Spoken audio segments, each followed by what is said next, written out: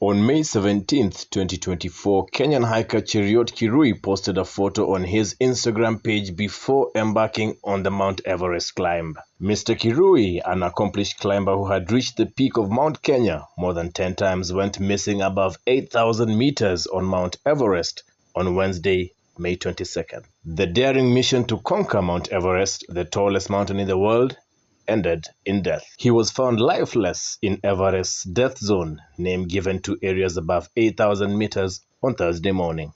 With profound sadness, we share the news of Kenyan mountaineer Cheruiyot Kirui's passing on Mount Everest. His body was found a few meters below the summit point of Mount Everest, reported Everest Today. The Himalayan Times reported that Mr. Kirui's body was discovered by a rescue team from 7 summit treks, the organizers of the expedition that involved hikers from countries including the UK, Romania, and Nepal. The fate of Nawang, a Sherpa guide who was with Mr. Kirui in the death zone, was still unknown on Thursday morning, according to base camp officials. The banker, who worked for Kenya Commercial Bank, reportedly attempted to scale Everest without using supplemental oxygen before he went out of contact from the Bishop Rock zone.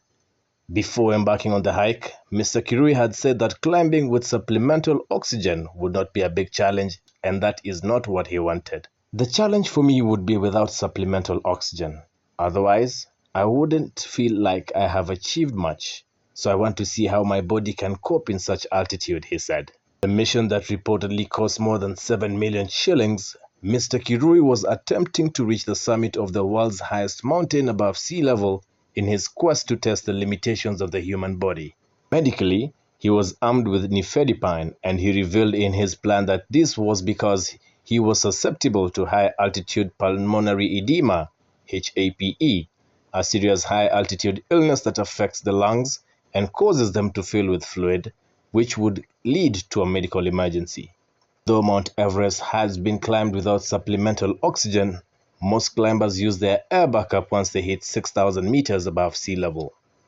At extreme altitudes, supplementary oxygen can be used to prevent the effects of severe hypoxia, a condition in which not enough oxygen reaches the body tissues. Mount Everest, which straddles the border of China and Nepal, stands 8,849 meters tall. Reports indicate it has claimed more than 330 lives since 1920s, with more than 200 bodies remaining on the mountain. Mr. Kirui becomes the second hiker to be confirmed dead in the ill-fated expedition after Romanian climber Gabriel Tavara was found lifeless inside his tent at Camp 3 on Tuesday.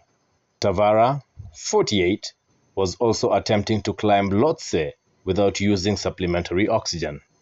Mingma Sharpa, chairman of 7 summit treks, reported that Mr. Kirui went missing after exhibiting an abnormal behavior and remaining out of contact from the Bishop Rock a few meters below the summit point.